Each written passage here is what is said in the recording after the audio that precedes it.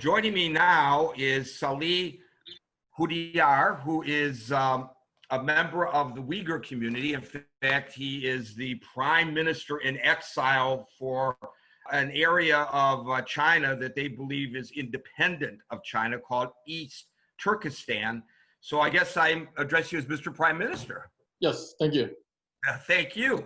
So the reason we have you on is not necessarily to just talk about the Uyghurs, which we will get into, because your experience, the way the Chinese have terribly treated this minority Muslim population in China is just horrendous, and it's a story that needs to get out. But what makes it timely is what's happening right now in Hong Kong, where the protests have renewed, where the Chinese Parliament, which is, of course, a titular parliament, as we all know, have endorsed soon to be announced crackdown on freedoms in Hong Kong.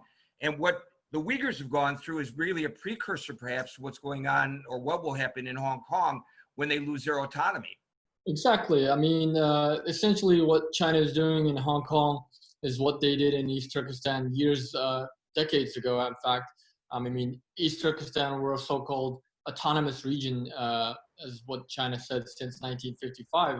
But essentially, we never had any autonomy. Everything was run by the Chinese government, by the Chinese Communist Party. Right now, millions of our people, are in concentration camps after they put out a anti-terrorism law back in 2015. And according to U.S. Department of Defense, you have anywhere from at least 1 million, but more likely 3 million Uyghurs and other Turkic peoples in concentration camps. So by what pretext do they round up Muslims in that area and throw them into detention camps? Because I'm sure this is something that the folks in Hong Kong, where they have a degree of press freedom, so they're aware of this. Yes, so the Chinese government uses the excuse that it's fighting against terrorism, extremism, and separatism to round up people. Any simple things as having traveled abroad, having contact with foreigners, engaging in any religious activities is all viewed as extremism, terrorism. Advocating for any type of political rights, no matter how peaceful it is viewed as terrorism. The real purpose of why China is locking millions of people in the concentration camps is because it fears that the people of East Turkestan want to regain their independence. With the Hong Kong, some of the things that they're going to put forth is saying, oh, you had contacted people overseas, or you had traveled overseas, or you held a passport, because all of these are the same excuses that China used to lock up millions of people in concentration camps. Now, you use the term concentration camp, and that evokes a certain imagery. So can you describe exactly the conditions inside these camps for us? Yes, this term, concentration camp, was the term that the U.S. Department of Defense used to describe it as well.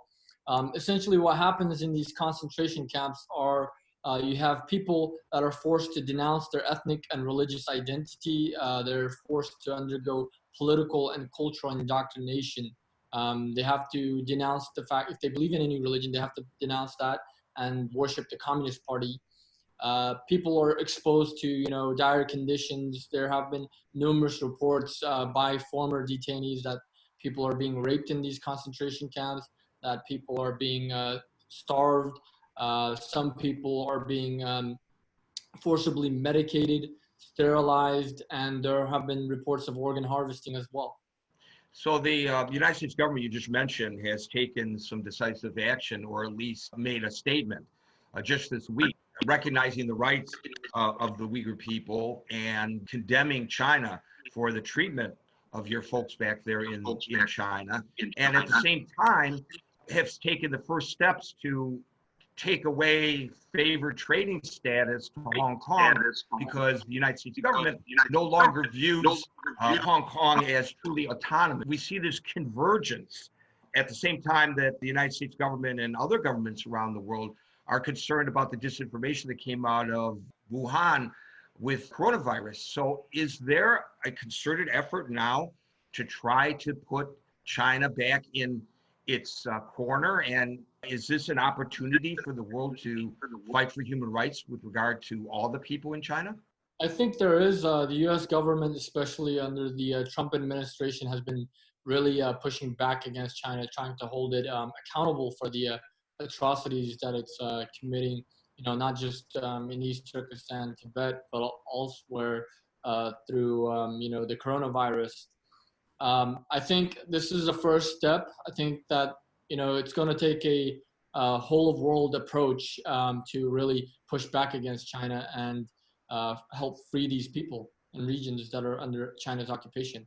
So if you were to look in your crystal ball based on what the Wuhan people have endured at the hands of the Communist Chinese Party in your region of China, what would you forecast, if not stopped, for the people of Hong Kong?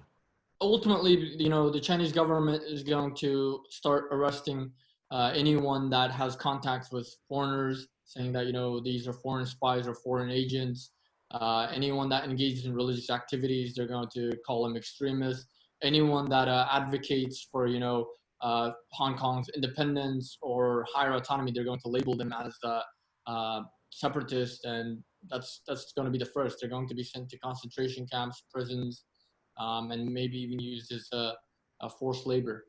But as we know, Hong Kong is very important to the economy there because it's the financial capital, and it's also the economic capital because they've allowed for capitalism actually to reign in Hong Kong. How do you balance, if you're the Chinese government, your desire to limit contact with people in the outside world and maintain the area as the financial capital? Well, at this point, I think what the Chinese government what they're doing in East Turkestan, for example, is they're forcibly relocating Uyghurs and other Turkic peoples out of East Turkestan into Chinese provinces for forced labor, and then they're replacing them with Chinese migrants and colonists from other parts of China, ones that actually listen to the Chinese Communist Party. So you could see something similar happening in Hong Kong. I think that's their way of remedying this issue. And I would imagine, and I don't mean to put words in your mouth, Salih Hudayar, but I would imagine that people who express any kind of theology would be the first to be targeted. Of course. No, this is has always been the case. Whether it's in East Turkestan, whether it's in Tibet, or even during the Cultural Revolution. So I know there's a lot of emphasis right now on what's going on in Hong Kong because of the massive demonstrations, the fact that there is some press freedom, that there's Western media there. We're very much cognizant of what's going on in Hong Kong, at least for the moment, until they start expelling Western journalists, which I would predict is probably in the not too distant future. But what can you use this opportunity to say to people about what we need to be doing as a world community with regards to the Uyghurs folks, so that people are aware, as they are, of what's going on in Hong Kong, what's happening to the Muslim minority in China? So firstly, we don't refer to ourselves as a minority because we are still the majority in East Turkestan, and we view us as occupied peoples. But essentially, all we're asking from the international community is equal treatment in terms of Hong Kong and Tibet. Just this past week, Representative Scott Perry introduced two new legislations that would authorize the president to recognize Hong Kong and Tibet as separate independent countries.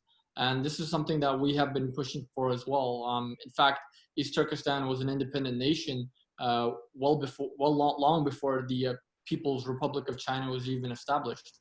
Yeah, and I'm glad you mentioned Tibet because I was negligent not bringing in what's happening to the Tibetan Buddhists and how they've been forced to operate in exile, just as you are.